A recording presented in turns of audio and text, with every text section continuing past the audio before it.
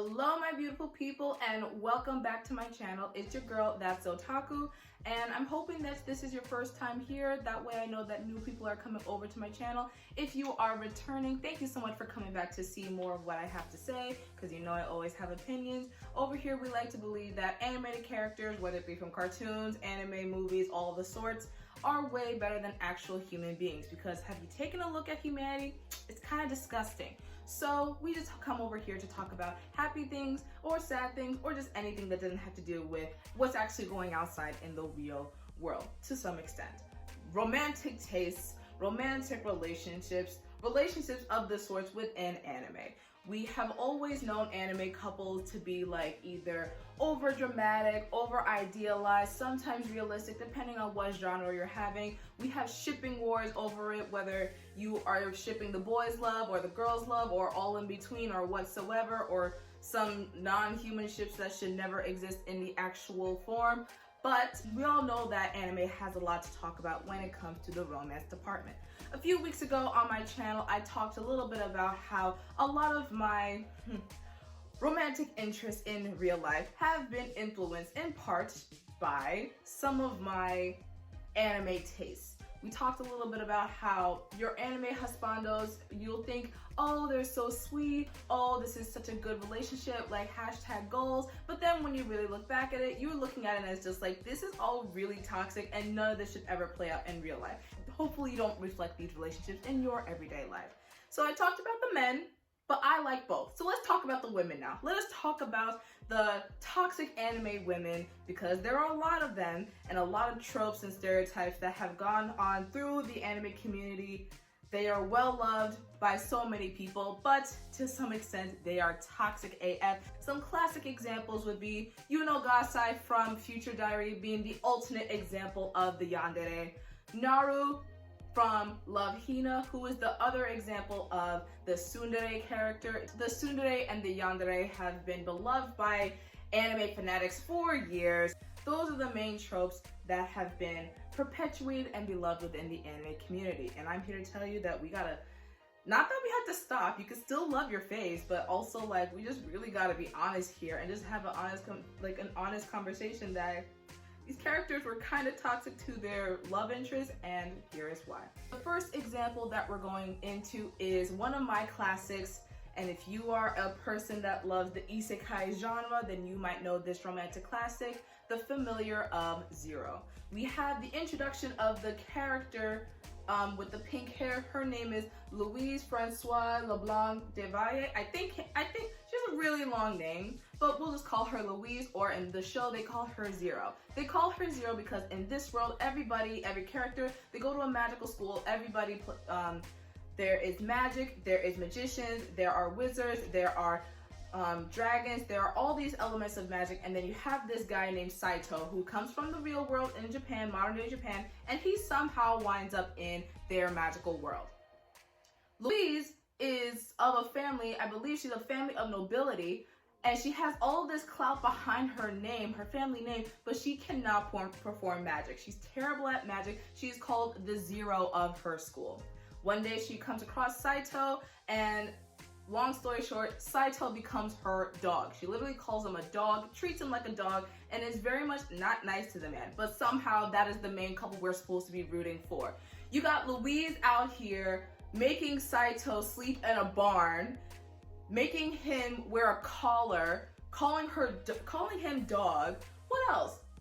Anytime he speaks highly of other female characters, whether they're prettier than her or not, or any female character may find Saito attractive, what does she do? She goes on a whole rant, starts yelling at him, berating him, everything that he does, beating him up with a whip like all the time, and beating him all the way up into the sky. And we're supposed to think of this as funny. This is a common trope. We're supposed to think of this as funny, and you're just sitting here like, bro, Saito was just saying that homegirl is like good at magic, or like homegirl is a good cook. Like there's really, you don't need to be this insecure. But again, this is supposed to be comedy where you have like the girl who's like, oh, I'm jealous, I don't want him thinking about other girls. But then it's like, sis, you really, like, sis, chill.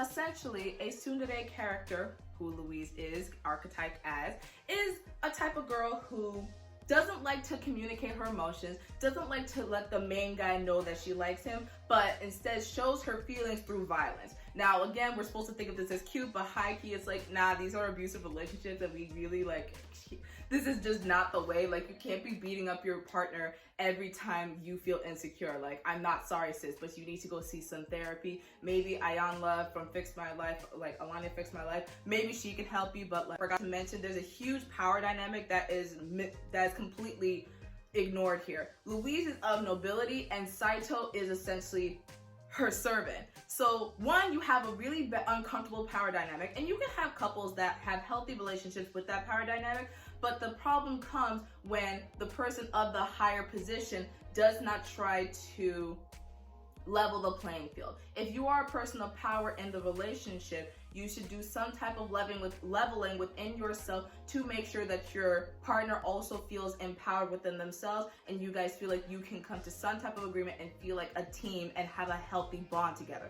Not you having power over him, controlling him, and beating on him every time he does something that you don't like because you're the one that's the powerful one in the relationship. Like, that's just abuse. We don't tolerate abuse here. The moral of the story is dating with a severe power dynamic can be difficult, but as long as both parties are willing to acknowledge their flaws and grow as people, you can have a healthy relationship.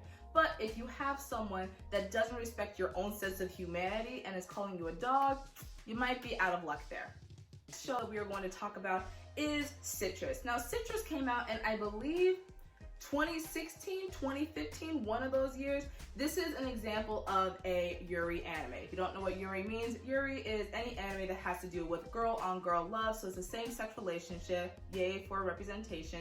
And a lot of times there are different tropes. There's tropes in any type of anime, but for Yuri tropes or yaoi tropes as well, you always have that whole, and when you have the main couple, you have the whole who is the more dominant or domineering one in the relationship, and who is the more subtle, soft, and submissive type in the relationship. I get that's supposed to allude to the audience that there's a man in the relationship, a woman in the relationship. Meanwhile, it's just two girls in this sense. You have Mei and you have Yuzu. Mei and Yuzu, they never met each other up until the point that both of their parents got married, and now they are step siblings. Yuzu goes to Mei's school and is trying to make friends with Mei. But Mei is the student council president, and she does not like Yuzu. Yuzu is very ditzy, she's very girly, she's a bit of a slacker when it comes to school, and she doesn't really care about the rules in general. Mei is a bit of a tightwad, she is strict, she is stringent, she has a strong sense of pride within herself, to the point that comes off as cold and snobbish. And when she meets Yuzu, she is not interested in being Yuzu's friend. She is not interested in having to get to know anything about her new stepsister until it's time to grope her in front of the entire school so that she can find Yuzu's cell phone and demean her in front of the entire school because you're not supposed to have cell phones on campus. Like, something like that where it's just like, I thought you didn't want anything to do with me, but now you're like touching all over my body in front of everybody, and it's just very embarrassing.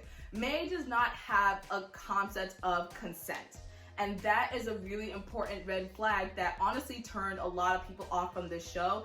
And it turned me off as well because, like, can we just not have can we just stop having this toxic expression of LGBTQ love that's supposed to be unhealthy relationships, dysfunctional relationships? I understand that you need something to carry the plot point, to carry the story, but queer stories does not have to revolve around one person doesn't understand consent, one person is a little bit more toxic, one person is super, like, that doesn't need to be the case for a story to be good. Mei, who again doesn't understand consent, shortly within the first few episodes of the series, I guess this is spoiler territory, Mei kisses Yuzu against her will, and Yuzu's like, I was not comfortable with that, I did not like that. And this is a running theme between their relationship as they get together, which is a very dysfunctional dynamic to have because Mei is using this whole, oh, you don't want to sleep next to me? Then fine, I'm going to be cold and not talk to you until you bend to my will.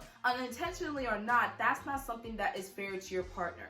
If your partner doesn't want to do something they're uncomfortable with, be it sexual or non-sexual, you do not get to give them the silent treatment and say, well, I'm just gonna be cold to you because you're not doing what I want in this relationship. That is toxic AF. And it made me upset for Yuzu because Yuzu was like, oh, I guess Mei's really mad at me. I still really like her. Let me just go along with what Mei wants. No, that's not what you do. What you do is you accept what you don't want to do, have confidence in yourself, and just walk away. And I'm pretty sure that this is a common theme that some people have had in their relationships, where they just go along to get along and hope that things will work out for the best. And that is not fair to you as a person that deserves to have a level of love, respect, and respect for your own autonomy. If your other partner doesn't, if your partner or partners, however your relationship dynamic is, doesn't respect your autonomy as a person, let alone as a love interest, then snip, snip, snip, snip, snip, snip. And the last show that we have on this list is from Scums Wish. Now, all of these shows not many people have talked about. Scums Wish was one of the shows that I think really topped that anime season. I don't remember what season it was, but I'll probably put it somewhere. But it really topped that anime season when it came out because it was so gritty and raw when it came to its depiction of love.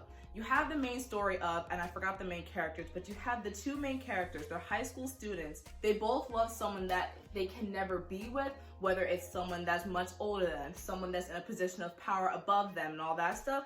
And because they know that they can never be with the person that they truly want to be with, they're just like, you know what, we're both lonely. How about we end up together? So they end up together just out of a need for company and out of loneliness. That's a whole other unhealthy dynamic that we can get into, but the person that I want to talk about that's truly toxic in here is the teacher. So remember how I said in the beginning of this that there are two people that they can never be with, that they truly want to be with? Miss Akane Minagawa. She is the music teacher. She is so nice, she is so sweet, she is so beautiful and carefree and gorgeous, and everyone loves her.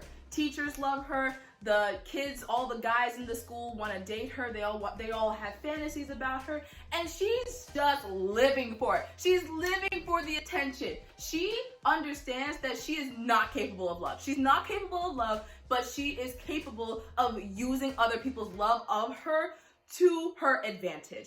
She knows that she don't want anybody. She doesn't care about anybody but herself, but she's willing to use her feminine wiles to manipulate students, to manipulate guys. She sleeps with random men, which is fine. You can do that. But if those random men are all of a sudden falling in love with you and they want to be with you and you're just like, I don't care about you, and that wasn't communicated beforehand, then you're toxic. You're having a toxic relationship. I just can't get over the gall, the audacity of this woman to just be like, well, I just think I'm better than everybody else. I think I'm really smart, and I think I'm smarter than every other man in the world. Let me just manipulate them because it's fun at this point. She does it for fun. This is an extreme case of I don't give a fuck about anybody else. This is a very extreme case, but how does that relate into real life?